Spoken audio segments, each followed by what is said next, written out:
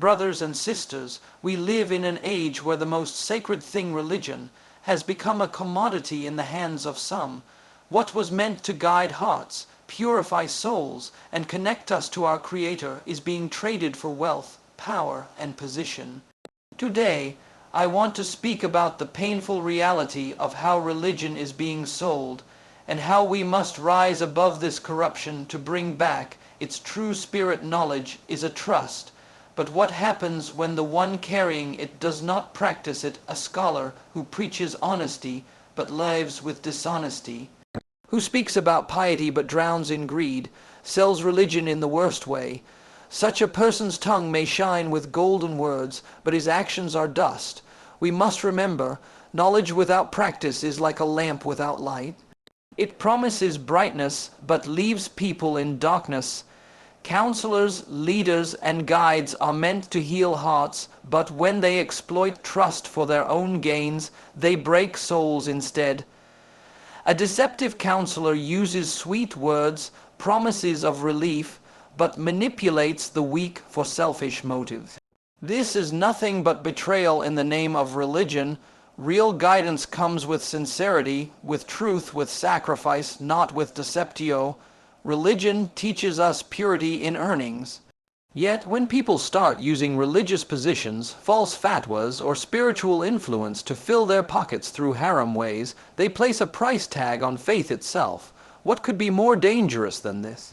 Remember, every coin earned unjustly in the name of religion is a heavy weight on the soul in the hereafter. Leadership is amana, a trust. But when rulers and leaders stand before people with holy words, swearing on God and religion, and later betray those promises, they are not just deceiving the people, they are selling religion. Such leaders trade truth for power and justice for personal gain. But no throne built on betrayal will ever stand strong. Perhaps the most dangerous of all is the hypocrite who dresses in religious identity, uses sacred words, and pretends to be righteous while hiding corruption and lies inside. These people damage faith more than open enemies because they kill trust. Religion is not a mask to cover filth, it is a mirror to purify the soul. Knowledge is among the greatest blessings of Allah. It is a light that guides, a shield that protects, and a treasure that uplifts both the individual and society. But when a scholar, an alim, or a person of learning fails to practice what he preaches, that light becomes dim, and that treasure turns into a burden. A Bayam al-Alim, one who speaks about Islam but does not live by it, is like a physician who prescribes medicine to others while refusing to treat his own disease. The danger of such hypocrisy is immense. People look towards scholars as role models. When their actions contradict their words, faith in religion itself begins to weaken. A man who hears beautiful sermons on honesty but sees dishonesty in the life of the one preaching will begin to question not just the preacher but the very essence of truth. This is how corruption spreads, not because religion has failed, but because those entrusted with it have failed to live by it. The Prophet Muhammad warned against this very disease, saying that the most severely punished on the Day of Judgment will be the scholar whose knowledge did not benefit him. Why? Because knowledge is not meant to be stored in books or spoken from pulpits alone. It is meant to shape lives, transform hearts, and inspire actions. A deceptive preacher sells religion without realizing it. His words become commodities, empty phrases traded for respect, status, or wealth, while his deeds betray the sacred trust. If scholars wish to truly honor their knowledge, they must embody it. Their honesty should be visible, their humility should shine, and their faith should reflect in their actions. For when knowledge is practiced, it becomes light for others. But when abandoned, it becomes darkness more dangerous than ignorance itself. Guidance is a sacred responsibility. When people turn to a counselor, leader, or advisor, they come with trust in their hearts and hope in their eyes. They seek healing, direction, and truth. But what happens when the very person entrusted with this noble role betrays that trust. Such a person is a coin counselor, a deceiver who uses the mask of guidance to manipulate, exploit, and mislead. The wound of betrayal by a trusted guide cuts deeper than any other. A stranger's lie may hurt for a while, but a counselor's lie shakes the very foundations of faith and confidence. People look to leaders and advisors for moral strength, but when they see deceit instead of sincerity, their hearts are left broken. The Quran warns us against such treachery, describing the hypocrites as those who say with their tongues what is not in their hearts. A deceptive counselor may speak sweet words, promising relief, prosperity, or even spiritual blessings. But behind those words lies selfishness, whether it is greed for money, hunger for power, or desire for recognition. Instead of leading people closer to truth, he drags them into confusion and despair. This is not leadership, it is betrayal in its worst form. True guidance demands sincerity. A real counselor does not exploit weakness, he protects it. He does not play with emotions, he heals them. He does not manipulate trust, he honors it. His role is to lift others, not to climb over them for his own gain. We must open our eyes to recognize the difference between sincere guidance and deceptive counsel. Religion is not for sale, and trust is not a tool to be traded. A deceptive counselor may deceive for a while, but in the end, truth always exposes falsehood. One of the gravest dangers to faith and society is when people begin to use religion as a tool for financial gain. Islam teaches us that wealth is a trust, and that only earnings obtained through halal means bring blessings. But when religion is turned into a business, when sermons, fatwas, or spiritual influence are used to fill pockets through unlawful ways, faith itself is placed on sale. The Quran reminds us clearly, and do not consume one another's wealth unjustly or send it in bribery to the rulers in order that they might aid you to consume a portion of the wealth of the people in sin, while you know it is unlawful. Unlawful earnings poison the soul, destroy trust, and invite the wrath of Allah. The tragedy of permissible income is that it does not remain limited to one person. When leaders, scholars, or influencers exploit religion for personal profit, it sets a dangerous example. Ordinary people begin to think deception is acceptable, and corruption spreads like wildfire. Soon, faith becomes a commodity, traded not for sincerity but for cash, gifts, or favors. We must remember that every coin earned unjustly in the name of religion is heavier than mountains on the day of judgment. A meal purchased with haram earnings may fill the stomach, but it emptied the heart of barakah. A house built on unlawful wealth may stand tall, but it will never carry peace inside. True religion teaches us integrity. A sincere believer chooses hunger over haram, dignity over deception, and trust over treachery. For wealth fades, but accountability remains eternal. Let us never forget, the hand that sells religion for money loses not just honor in this world, but mercy in the hereafter. Earning a livelihood is a natural and necessary part of life, but the method by which it is earned defines whether it brings blessings or destruction. Islam places immense importance on halal rizq, permissible income. The Prophet Muhammad said that the purest food a person can eat is from his own lawful earnings. Yet today, many are blinded by greed and use unfair, dishonest, and unlawful means to accumulate wealth, even under the banner of religion.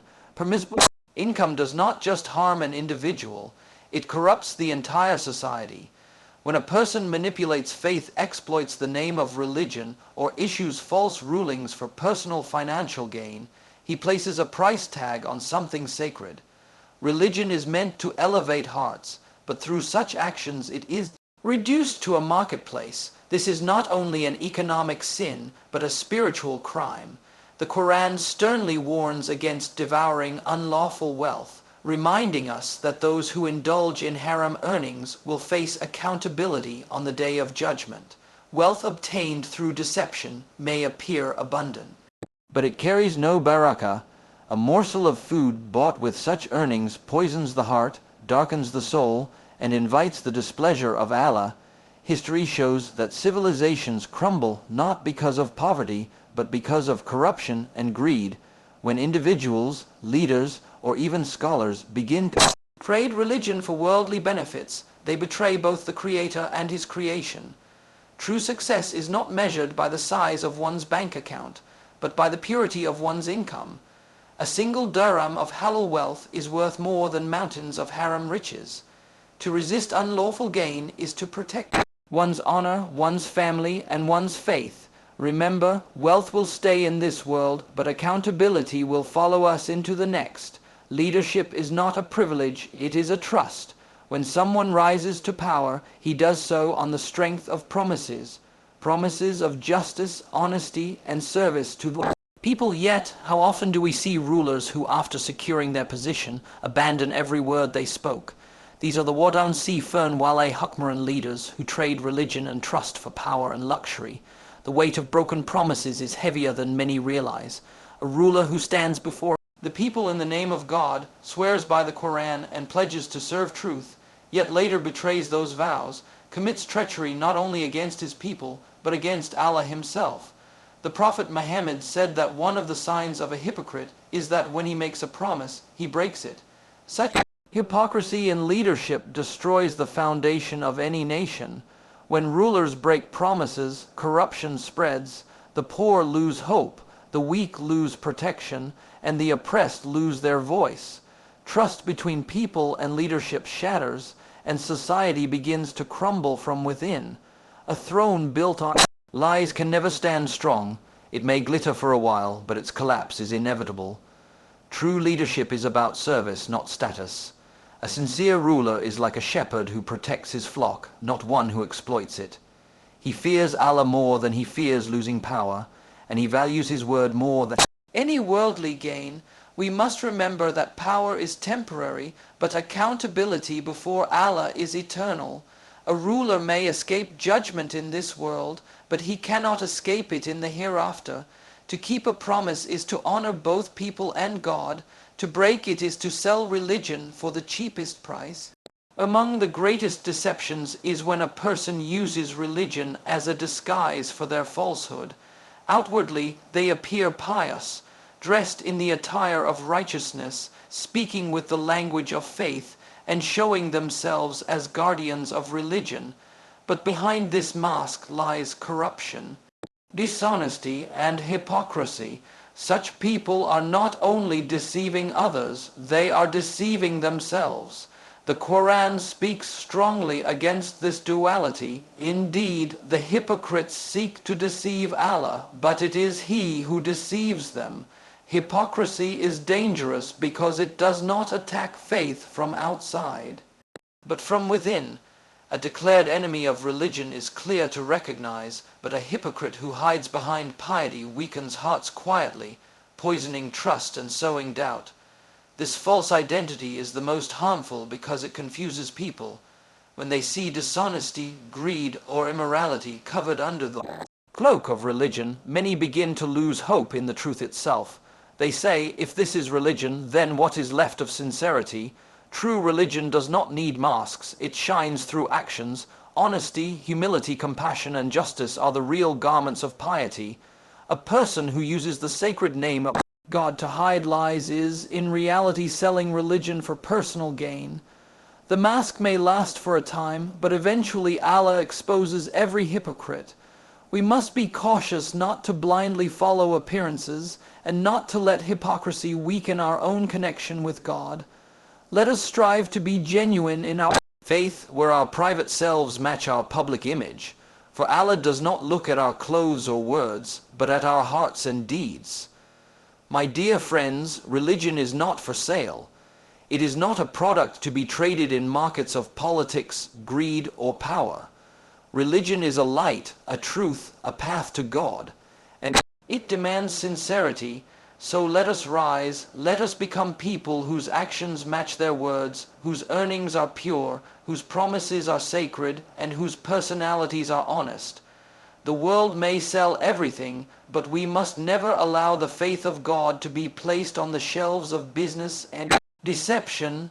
because when we guard religion with truth, we guard our souls, our families, and our future.